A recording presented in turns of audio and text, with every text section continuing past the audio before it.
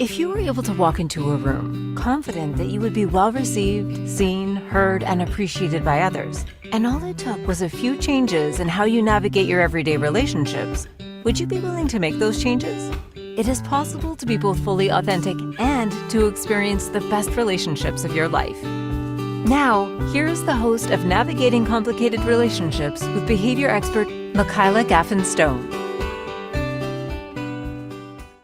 Welcome, everyone. I'm so glad you're here today. The topic for today is overcoming stress. And I think that speaks to every single one of us. It clearly has to. I've never met anybody that doesn't have stress. So I'm Michaela Gaffen. I'm a board certified behavior analyst. I'm also a nutrition coach, and I have a whole bunch of other certifications as well. If ever you're interested, I'll try and list them all, but you got to ask for that one because that's going to be a long list. In fact, my kids suggested that I make a bedspread made out of all the certificates that I have, get a photo of that and have a bedspread made. I might do that one day just for fun. So, stress. Stress is the fuel that gets you doing things. It's the fuel of life. But we spend a lot of time in de-stress. So that's when you've got so much stress, you're not handling it right, you're not using it as a fuel, it's blocking up, and you're becoming sort of congested, if you will, heading towards overwhelm. So would you like to discover today the path to overcoming that kind of stress? Because we're going to look at ways today that stress affects you, and I'm going to offer some suggestions for some changes you can make, some tweaks. That's what I do in behavior change, right? So I'm going to be offering you that, and I have a special free offer for you a little bit later in the show. And this is not something that's been offered before because it's a very short program that's coming up. Stay tuned. I think you're going to love it. And it fits in very nicely with overcoming stress. So how cool is that? So do you find yourself battling from Monday to Friday? Is that your experience every week? Do you dread Mondays starting Sunday? Does that happen? Then you might have a good idea that a lot of your stress is work related or school related. It's something from Monday to Friday, right? But there's also stress that happens all the time and you don't even really notice it. It just kind of underlies your life, if you will. It's this thread that's going on. And you only find those things when you tend to do a deep dive. And ideally, you need to have somebody help you with that, to ask you the questions that you won't think of. If you could think of it for yourself, you'd have done it already, right? It's very hard for us to do these things for ourselves. That's why good coaches have coaches. You need to have somebody to help you with this. So that's to find the sort of underlying stress that just kind of saps your energy away every day. But do you also have aches and pains, maybe, that there's no clear cause for it? You're just kind of not feeling great. Do you have mood swings? These are also symptoms of having chronic stress. So let's dive into that today and find out which type of stress are you dealing from, and do you know where you're stressed? Are you aware of it? Or is it just something that happens briefly and goes away again? If it does, you're very, very lucky. So let's have a look at, first of all, human design. I said, what now? Yeah, I did. I said human design because it's a great place to start. So if you don't already have your chart, first of all, what happened? Secondly, go over to my website, which is www.gaffenstone.com, Gaffen, stone.com, and get your chart. You can create it and download it for free. And then you'll have a better idea of whether or when I'm talking to you, because I'm about to go through the energy types and how stress shows up for those particular energy types. That's one place for us to start. And I think it's very cool because so far I've found people recognize themselves when I do this. So listen, get your notes, see what you think. Manifestors are the first people we'll start with. That's 8% of the world's population. So if you're a manifestor, there's not that many of you. You're designed to initiate, to start new things and to impact others. And you do this without necessarily telling them you're going to do it. So when you don't let people know what's happening, that can be a source of stress for you coming from them. When people don't know what you're doing, they get very concerned, they feel left behind, they feel abandoned in some way. And when you don't know a thing, the human mind will invariably fill it in with a story. Something will be put in there because we can't handle voids, right? There's no gap. So we're always going to put a story in there, and the human mind will automatically go to something negative. So if you are prepared to put up with that, okay, but it is a source of stress for you because people will come after you wanting to know what you're doing. Another source of stress for the manifester is that they will feel controlled or restricted from acting as autonomously as they want to. You want to be independent, you want to do your own thing, you want to be running off into the sunset with nobody to bother you, but human society doesn't work that way. So that can be very stressful for you, the manifester. And a lot will depend on how you grew up, how your parents were with you, as to how keenly you feel that lack of independence. So a lack of recognition for that need of freedom can also be very stressful for you. So you have a lot of pressure to conform to society, their expectations, or the general expectations, or to follow traditional structures. That doesn't fit in with your design, though, Mr. or Mrs. Manifester. That's not your style, right? You need to innovate. So surround yourself with people who will allow for this, will encourage this, can help you with it.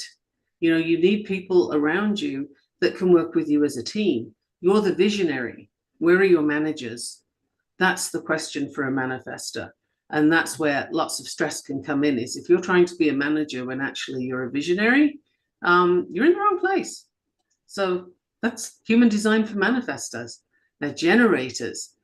Well, generators, you're here to respond to life. You're here to respond to opportunities, to find out what lights you up, and to get in there, to really do the things that you love. That truly is 70% of the world's population needs to be doing this. And stress often comes from feeling stuck in situations that simply aren't part of your passion or your interest. And that happens when you've said yes too quickly, and you end up saying yes to things that are really no for you. And the more you say yes to something that's not for you, the less room you have for the stuff that really lights you up. And that is a whole spiral into stress, right? That's so tough. And being in environments where you can't use your energy productively, or where you're not being heard. Okay, every human being wants to be seen and heard. For generators, it's crucial. You have to be heard, and people need to acknowledge you. And when you're in an environment where that's not happening, that is another source of pretty deep stress for a generator. Not having enough variety or stimulation in your life, that brings out a whole lot of restlessness, which is a sort of, it's a sign of stress, right? If you're restless, you're clearly not in a happy space. You're wanting something, missing something, frustrated by something. And there's the key word for a generator. You're frustrated. You're wanting to be elsewhere and you're stuck. That's a very tough thing, particularly for pure generators. So moving on, and someone in the chat just said, me, never frustrated. And I happen to know that person is a generator, and I happen to know that's not true. So manifesting generators, this is a hybrid between manifester and pure generators. And they have the traits of both manifestors and generators, oddly enough. So this stress can come from a combination of the things I've just said: not being in the right place, not being heard, not being allowed to do the things you want to do, being held back by people because they don't understand. Manifestors and manifesting generators move quicker than the rest of the designs, the rest of the energy types. It's simply how they operate. It's not a good thing or a bad thing. It's a thing. So it is a bad thing when you feel stressed by it, though. And that's when you're unable to move quickly and efficiently through tasks, and you're forced to follow somebody else's very linear path. So manifestors, for example, you could start a 4-year degree and after 6 months say, you know what, I'm done, I'm good. I know everything I need to know from this. Let me move on to something else. And everybody else is having a conniption because you need to do 4 years, not 6 months. But for you, the manifester, you've already moved on. You've got everything you need. That can be stressful because people will pull you back to conform, and you're not here to conform. Manifesting generators are here to stir stuff up and to make things happen. They're not here to conform the way people would like them to. So that can be very stressful when people try and confine you to a role, one role. Manifestors and manifesting generators jump from thing to thing. They don't stay in one place. And that would be really difficult to do and very stressful, funnily enough. It's not very productive either. So autonomy is necessary for the manifesting generator as well. Moving on to the next energy type, we have projectors. Now, there are different types of projectors, but I'm just going to go with an overall one here. Otherwise, I'll be in human design all day, and we're not doing that today. So projectors are here to guide and direct the energy from others. This is where you can oversee systems and you can see how things need to change, where things would improve, and you have that ability. The stress comes when that ability is not recognized and or undervalued, and you can't really use your unique insight then. It doesn't go well. A projector who's trying to help, who will bring their knowledge forward, is going to be perceived as bossy, interfering, micromanaging, all kinds of things, because they haven't been recognized and invited. And it's really key that that happens. So being in an environment where you will be recognized and appreciated is actually important. It's not a vanity, it's necessary. You can be overshadowed by louder voices as a projector, and that is also, of course, very stressful. You end up overwhelmed trying to keep up with the energy of the generators around you, which is 70%, right? Or feeling pressured to work long hours when that's not how it works for you as a projector. All these things are causes for stress. And then finally, I think I have enough time before the break to go into reflectors. Rare and unique, although I have worked with 5 so far, I'm delighted to say. Reflectors literally reflect the health of the community they're in and the vitality of that community. So their stress comes from feeling disconnected or out of sync with that environment. And reflectors can feel stressed when they're surrounded by negativity, can't we all? When they're feeling unable to find a sense of belonging within that community, that's very difficult. And a lack of clarity or uncertainty about their own identity, which can and does happen with reflectors, can also be a source of stress. And then not knowing your purpose or feeling like you don't know your purpose is a source of stress for all of the designs, but especially for a reflector. It's very tough to navigate life when you're not really quite sure of where you're going with things and what your purpose is. So that's a quick roundup of all the energy types and where stress starts for those people before you even look at external events and what's happening at your workplace and so on. This is just how you operate. Stress comes from there. So when we come back after the break, we'll go into more sources of stress and what they look like and how you can deal with them. And I do have that special offer coming up very soon, so don't go away. I hope you're making notes. Stay tuned to Navigating Complicated Relationships. I'm your host, Michaela Gaffen, and I will see you in just a minute. What if your relationships could be a source of delight instead of a source of struggle? In a world where human interactions are anything but straightforward, tuning in to Navigating Complicated Relationships with behavior expert Michaela Gaffen will offer you insights, tools, and a whole new level of understanding for you to use right now. Listen for Navigating Complicated Relationships with Michaela Gaffen Wednesdays at 12 p.m. Eastern, 11 a.m. Central, 10 a.m. Mountain, 9 a.m. Pacific on InspiredChoicesNetwork.com.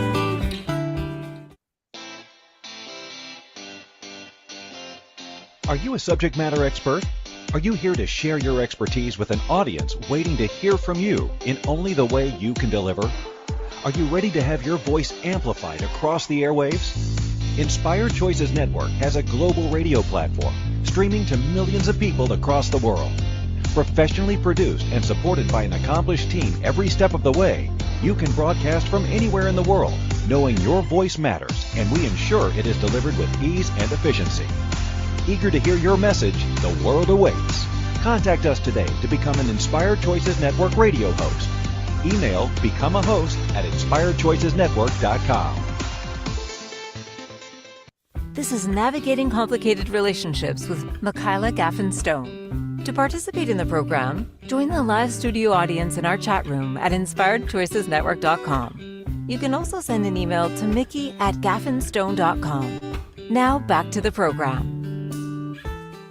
Welcome back, everyone. I'm so glad you're still here. And I love getting emails. So do send me an email at Mickey, M-I-K-K-I, at gaffenstone.com, Gaffen, stone like a rock.com. Do email me. Let me know what you think of the show. Ask me any questions that you have. Give me any comments that you have. And if there's subjects you'd like covered in the weeks coming up, then let me know that too. I will respond. So let's do that thing. Now, stress comes in different forms, obviously, and some of it is chronic. Some of, it's there all the time, like a job that you can't stand. In fact, during the break, someone put in the chat that their son's a projector, and I nailed it with exactly why he just left a new job. And it is that serious when things are against your design.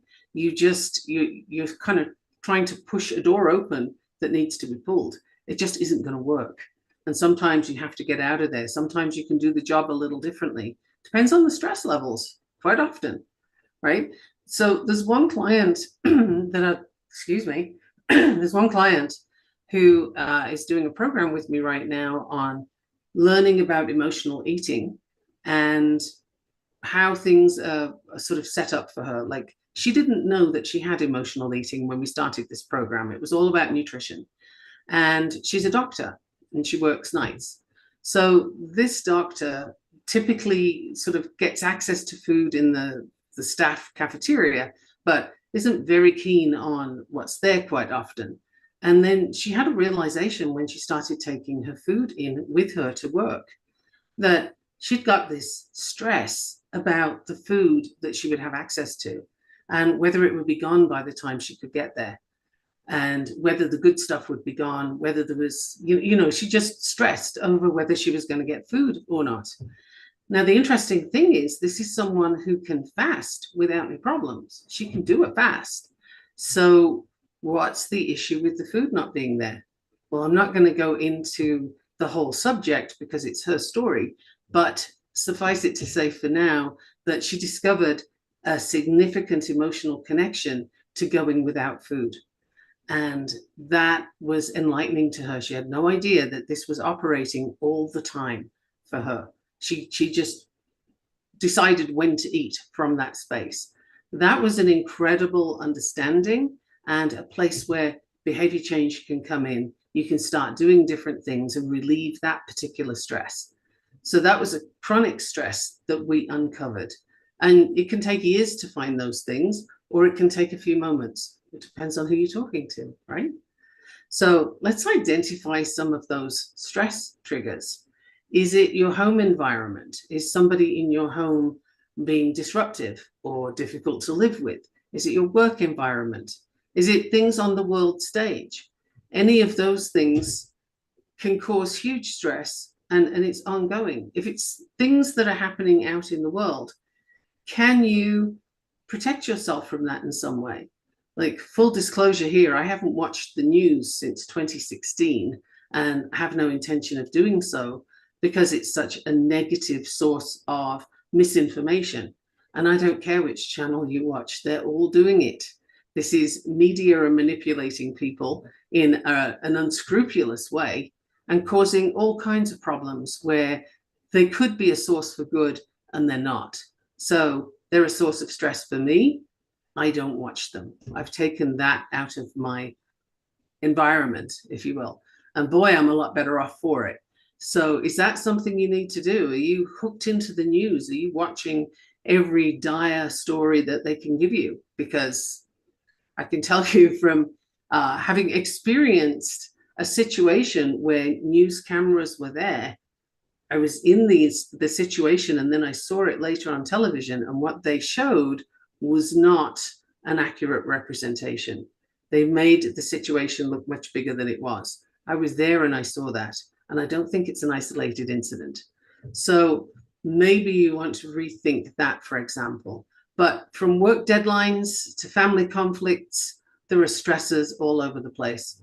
So how do you know how your level of stress is doing? Well, so there's a lot of physical symptoms that can come up, for example, because stress releases cortisol. And if you have that chronically, then you're probably one of the people who say, you know, I have this weight around the middle and I cannot get rid of it. It doesn't matter what I do. I've tried all these things. Well, the secret thing that you haven't tried is fixing the stress factor, because cortisol tells the body, hang on to that, we might need it. There's a problem coming. There's a saber-toothed tiger or something we might have to heal. You know, that body message is don't release any fat. So if you're chronically stressed, that's likely to be something that you find. There's also adrenaline. Now, adrenaline, that's going to mess with your sleep. Cortisol is going to mess with your sleep. Have you experienced messed up sleep? Are you chronically insomniac? Well, yeah, stress is likely to be a cause of that. So it's something that you're going to want to find. Where are your biggest sources of stress? Where are your continuous sources of stress? And how are you going to start to dissolve those? It is possible, but it takes a bit of work. So let's look at some more physical symptoms first. Muscle tension. Do you know anybody with their shoulders up to their ears who's like literally walking around like that? Because I see that sometimes. And you can't breathe properly from that space. So if you're somebody whose muscles are very tense, you find your fists are clutched and you don't really mean to, then breathing is really helpful for this. And yes, I know we all breathe, but 5 to a count of 5 in, hold for 5, out for 5, pause, do it again, and do that 5 times. That's the kind of breathing I'm talking about. Because when you're tense and you're breathing in a shallow, rapid way, then your body gets the signal, we're ready to run. Like, this is bad. We got a big problem here. This is not good. So your cortisol's there. You're giving off the whole idea of being prey to your body, right? Something's about to eat me. And that's just going to keep you in a state of heightened stress, where the breathing can put you into more of a predator breath, if you like, but certainly you're in the space of nothing's chasing me, nothing's going to eat me, everything's good, and your body calms down. The cortisol calms down, and you can operate from a much better space. Digestive issues are next. Stress affects the digestive system. Sure, it does. You can have stomach aches, cramps, diarrhea, or go the other way and have constipation. If you have something like irritable bowel syndrome, stress makes it much worse. And I'm pretty sure if you have IBS, you already know that. I'm not telling you a new thing, but you might not have thought about it too much, because, you know, we tend to get medications first and then looking at lifestyle later, if ever. So I invite you to consider your stress at this point. Changes in appetite can happen too. Some people will undereat. You know, my mom used to stop eating if she was stressed, and, you know, nothing would make her eat until she got rid of whatever was stressing her. I'm the other way. I'll eat. Like, I'm very happy to eat if I'm stressed. In fact, nothing much stops me from eating. So, you know, very different responses to the same thing. But where do you seek comfort in food?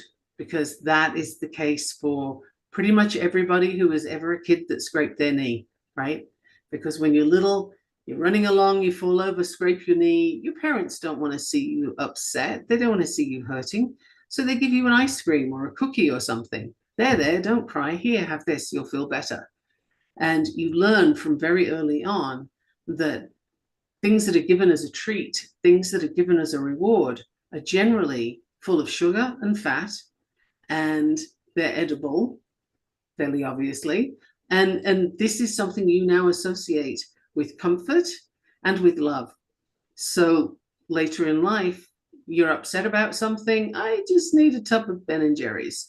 Or I've had a tough day. I'm just going to eat that packet of cookies, right? So do you know, though, where your links are?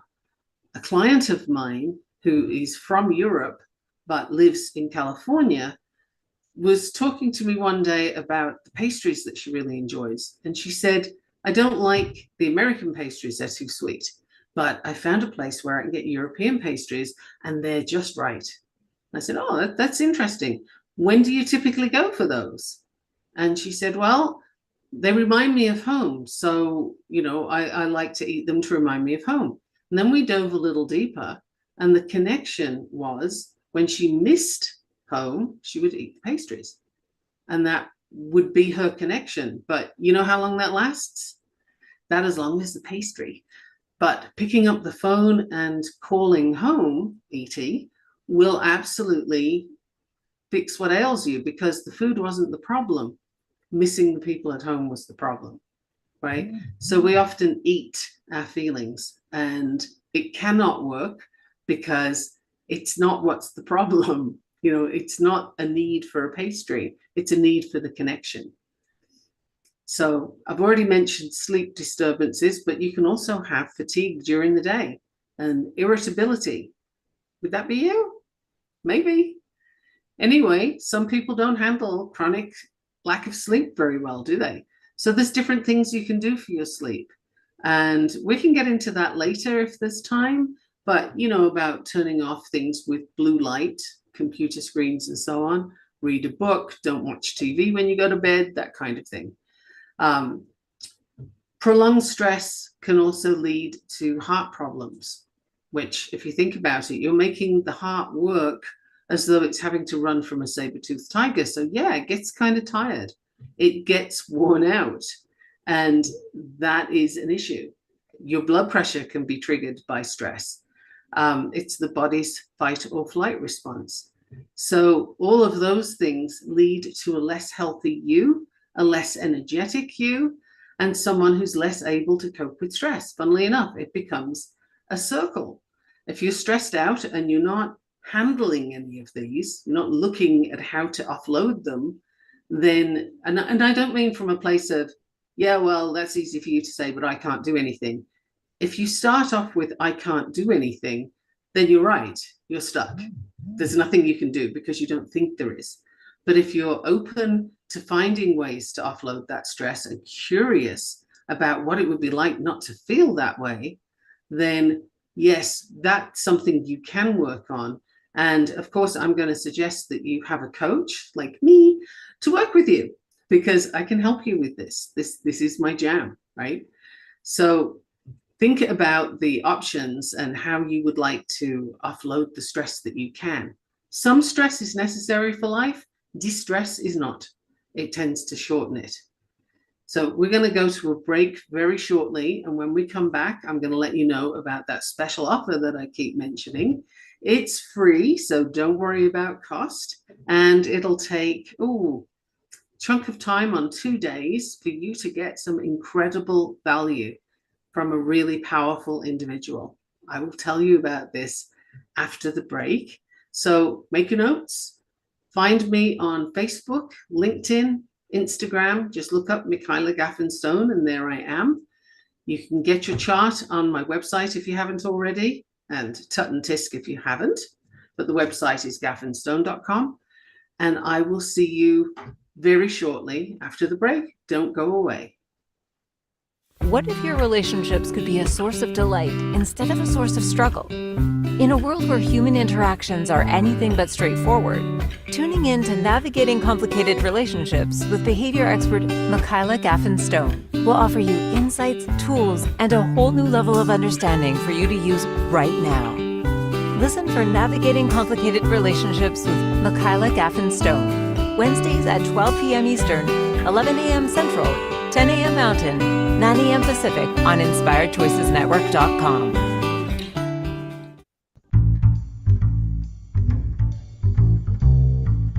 wonderful would it be to carry your favorite Inspired Choices Network host with you throughout your day? Well, now you can.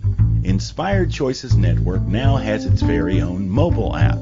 Our free app offers live streaming shows, along with thousands of podcasts and TV episodes. Our shows cover a wide variety of topics. Whether you're waking up with us, carrying us through the day, and taking us to bed with you, we're always here for you to enjoy. We're easy to find. Just search for Inspired Choices Network in the Apple App Store or Google Play Store. This is Navigating Complicated Relationships with Michaela Gaffen Stone. To participate in the program, join the live studio audience in our chat room at inspiredchoicesnetwork.com. You can also send an email to mickey@gaffenstone.com. Now back to the program. Welcome back, everyone. I'm so glad you're still here. You're listening to Michaela Gaffen Stone, and this is Navigating Complicated Relationships. One of the most complicated things we can navigate really is stress, because it comes at you from so many directions. It's constant and it's varied and it takes different shapes each day. There's so many different stresses. And did you know that a lot of your stress comes from how you perceive it? Now I'm sure some people got outraged by that just then, but think about it. An event is only an event until you make it mean something, until you give it a significance in your life. And that's up to you to a large extent on whether that significance is full on, just all out stress, or if it's a little bit stressful, but there's a way to work with this, or it's a disaster, or it's great. Like, who knows? Only you do. You're the person who has that perception. So an event is just an event until you give it a meaning. And let me give you an example of that. And it might be a bit of a stark example, but it works. So you hear that someone died. Now that is an event. It happens to everybody eventually, but you don't know who the person is. So while you can feel, oh, that's a shame, somebody died, but it doesn't impact you the way it does if it's someone close to you, or if it's somebody that you don't like, or it's somebody who, has a different meaning for you. Each type of meaning will carry a different significance with it. And your perception of that event is based on your meaning, right? So taking that into daily events, life events, stress a lot of times will come from the meaning you give it. How hopeless are you? Do you have a negative mindset about this? Is it all terrible and it's never going to get better? Is it always you that has the problem? That is called a negative mindset. And one of the things that is useful to know is your brain has something called a reticular activating system. Don't worry about the title. I kind of like saying it though. Reticular activating system. And what this does is it filters the environment, the information from the environment, and it gives you what you focus on, because you cannot receive all the information that's in the environment. It's too much. The brain can't manage all of that.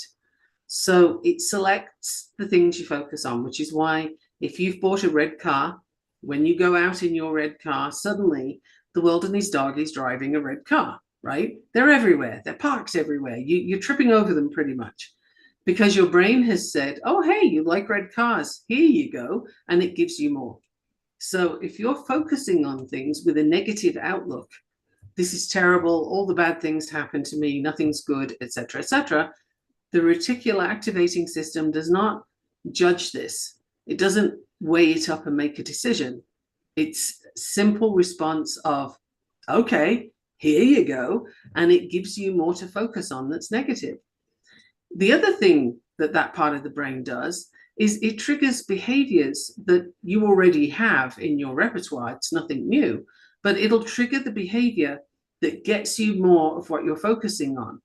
So if you're worried about self-sabotage and nothing ever works out for you, you never get to finish things, and that's the way life is, then you will start taking the behaviors or continue to take the behaviors that cause that.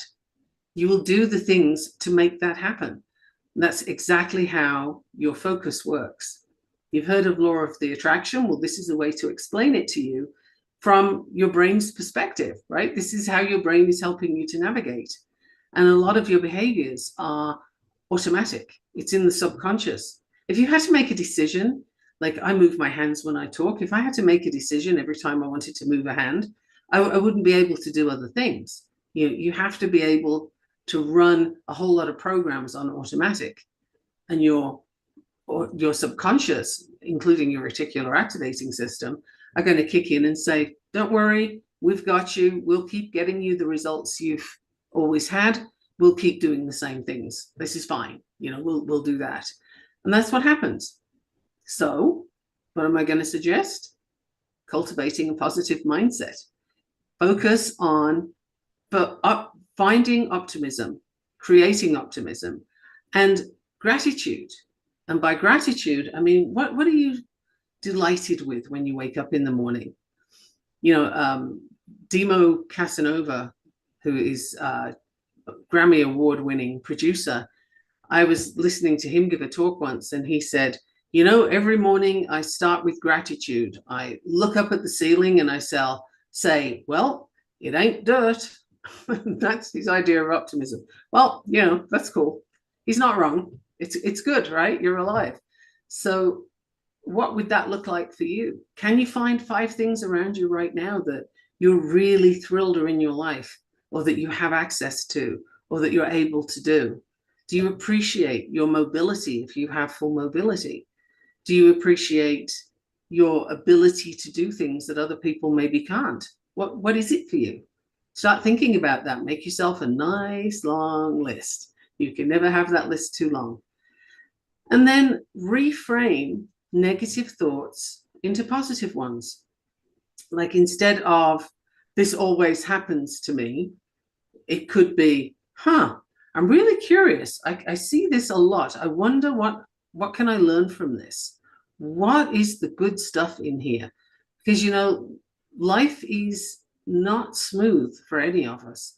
Those smooth bits that you might get from time to time, it's a coffee break. It's not life. Life happens where all the chopping and changing is. That's where you learn things, right? So I can tell you a whole lot of this, but if you don't experience it, it might not mean anything to you. It's the learning, it's the choppiness that does it for you.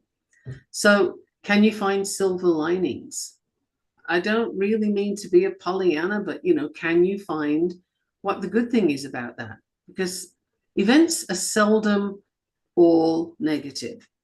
I can't think of something that I can find where there's nothing positive there.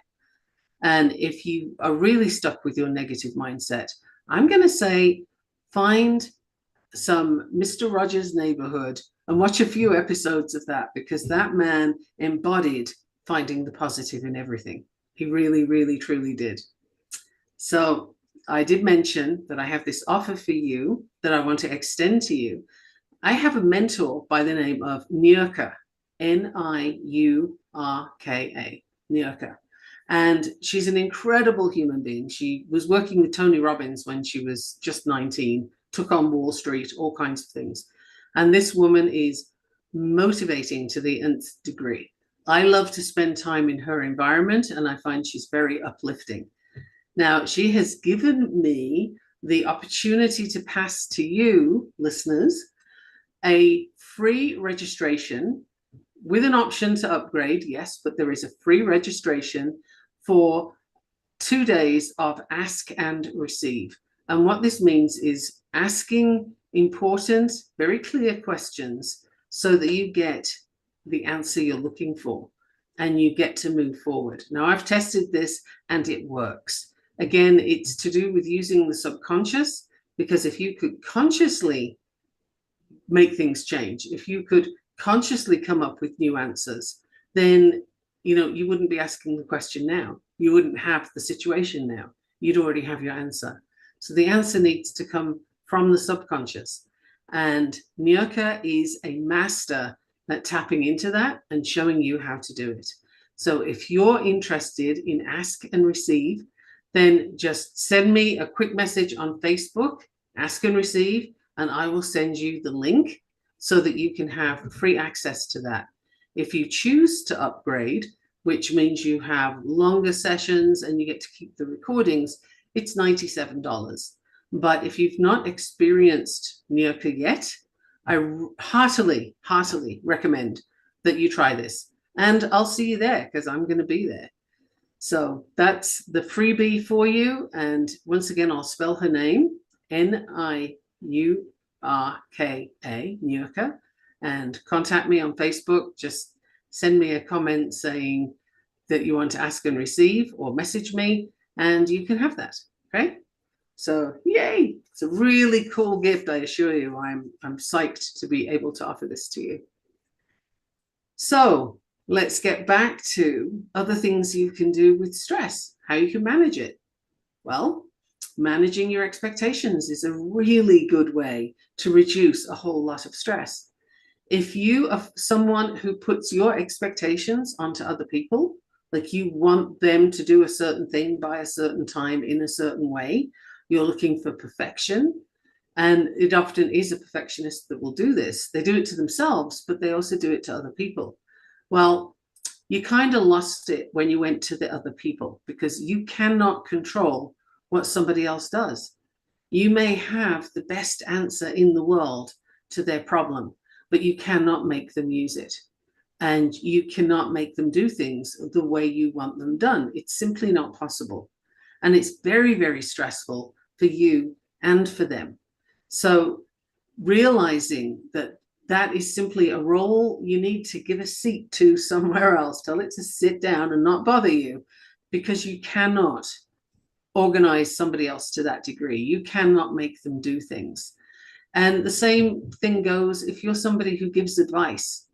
You may have superb advice, and I wouldn't question it for a moment. However, if you give the advice and expect people to take it, you are going to be seriously stressed out. Like, that is not the way to go. Advice is like a gift. Once you've given it, it's not yours anymore. Let it go. I was singing in my head earlier on, let it go, let it go. Anyway, I won't inflict that on you now. But where can you let go of expectations? And where are you being really harsh on yourself? Do you demand that you're perfect all the time? I know a few people that do that, and it's very stressful. And it's stressful for the people around them to see that happening and not be able to help. So some of this stress that we get stuck in is kind of self-created. It doesn't have to be that way. You can choose to do something about it. And one step would be coming to listen to Nyurka and do some work with her in the workshop. Another one is contacting me, and we can have a little conversation, if you like, about what kind of things would you like to work on? And let's see if I can point you in a direction that would help you. Or maybe I'm the direction that would help you. I don't know unless we talk, right?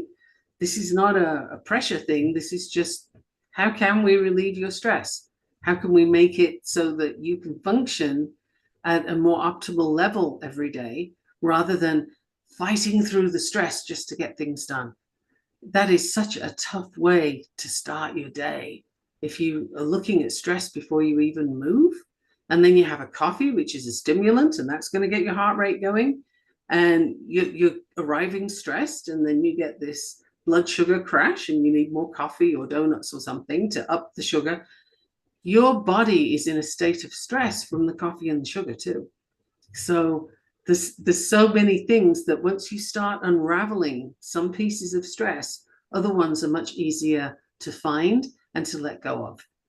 I have loads more to go through, and I'm not going to be able to do it all today, but I do have more after the break. So you are listening to Michaela Gaffen Stone on Navigating Complicated Relationships here on the Inspired Choices Network.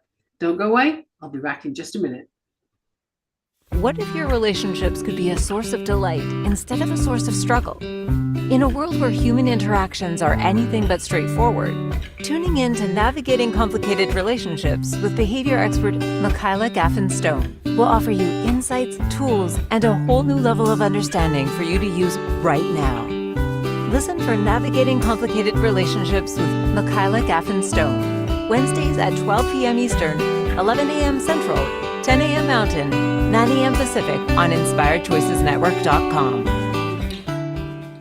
This is Navigating Complicated Relationships with Michaela Gaffen Stone. To participate in the program, join the live studio audience in our chat room at InspiredChoicesNetwork.com. You can also send an email to mickey@gaffenstone.com. Now back to the program. Welcome back, everyone. This episode is going so fast for me. I hope you're able to keep up and make notes and do all those things. And if you're not, well, you already know we're on so many platforms. I think it's 450. It might be more. You can find us on Audible, iHeartRadio, Spotify, all kinds of places. So go back, listen again, make more notes if you need to. There's still more information for you, and let me know if this is helpful, right? Find me on Facebook and let me know, or email me, because I do like the feedback. So mindfulness and meditation are tools that people will often bring up for stress management, and I'm no exception. It is something that helps to promote relaxation, so long as you're not kind of gritting your teeth and saying, can't think, can't think, can't think. That is a misunderstanding of meditation. You cannot stop thoughts any more than you can stop a wave in the ocean. It's not possible. But you don't have to follow them and get stuck with them. That's where meditation comes in. It's just noticing it, letting it go. Noticing it, letting it go. Focus on your breathing. And all of that will help you to sort of calm down all those physical signals that there's a panic on. And when those physical signals are calming down, then your brain can start to function better. So that's the benefit of doing meditation. And for many people, depending on human design also, that's where the insight and the brilliant ideas drop in, is during something like meditation. So it's very helpful to do that. If you can try it for even 10 minutes, that's very cool. And once you've tried it a couple of times, try it in a noisy place too, because you don't have to have silence for meditation. You just need to be able to control you in you could be in Starbucks if you like, it doesn't matter. But can you control your breathing? Can you focus on that breath? Can you let those thoughts go? That's something for you to work with without stress, right? Don't stress over it. That would be ironic in the extreme. Another thing that can help is exercise. Exercise is going to use up some of that cortisol, and it's going to give you more clarity of thought. And there's a lot of science to back that up. So different types of workouts are great. Depending on your level of fitness now and your interest, Pilates is a wonderful place to start because it focuses on core strength and on flexibility of movement. Yoga is great for flexibility. To a degree, also strength. I prefer Pilates for that myself, but that's your choice. Or you could go running if that works for you. I'm not a runner, so I often joke if a bear around here gets hungry, it's got lunch, because I ain't running. Anyway, the next thing that I'd like to get to is nutrition, right? If you're eating lots of fast food and it's full of chemicals, it's full of I can't even list them, but it's full of things that will also raise your heart rate, such as MSG, monosodium glutamate. It's an appetite enhancer, and it will cause you to want to eat more food. The other thing is when you're eating food that has little or no nutritional value in it, the body doesn't know what to do with this thing. There's calories, yes, but there's nothing here I can repair a body with, right? It has the wrong tools. So it has to store those somewhere. And guess where that's going to be? A chunk of it is going to get stored in the fat, because the body cannot just pass all that stuff out. The kidneys are not designed to handle chemicals that you clean your wall with before you paint. And yet there are people who will give their kids breakfast cereal that has exactly that chemical in. If you want to look it up, it's called trisodium phosphate. Check out where that is. But that's also sold in places like Home Depot to clean your walls. So when you're eating food that contains those kinds of ingredients, you are stressing your body big time. And your body and your mind, your brain are connected. So when one of them is stressed, the other one is going to show the signs. so that it's not just what's happening around you or with you. If you want to say to you, it's not just that. It's also, it's your perception, and it's the quality of food that you're consuming, the stuff you're drinking. I can tell you no one needs a neon drink that's chock full of artificial electrolytes. You simply don't. It's not a healthy thing. It's not helpful, and your body has no idea what to do with it. And that's another source of stress, right? So you can help yourself by drinking more water, drinking things that don't have artificial additives in. Sugars and sweeteners are awful for the body. Eating a whole fruit is great because you have other things with the sugar. But eating refined sugars, that is a disaster for your body. Did you know there are 257 names of sugar? The reason for that isn't because it's healthy and good for you. The reason for that is that there's a few, but one of the big ones is when you look at the food label on a package of food product, you're going to have the sort of calories and what have you down one side. That's not really the interesting part because they can play with that. Did you know that labels can have up to 20% of an incorrect number on there? So they're going to say there's 20% less calories than there are, right? And the same goes for other things, trans fats. If you have less than half a gram of trans fat, you can say it's 0 on the label. So look at how many portions there are. If there's 13 portions in a tiny bag, you got your answer. That's why. Sugar, 257 names, because if you have 8 different kinds of sugar in a product, they're going to come way lower down on the list. It looks like it's insignificant. It looks like you're not having that much sugar. And actually, you really, really are. So there's all kinds of tricks out there. Your best bet to reduce stress from food is to find your way to eating whole food that actually resembles what it was. A carrot is a carrot.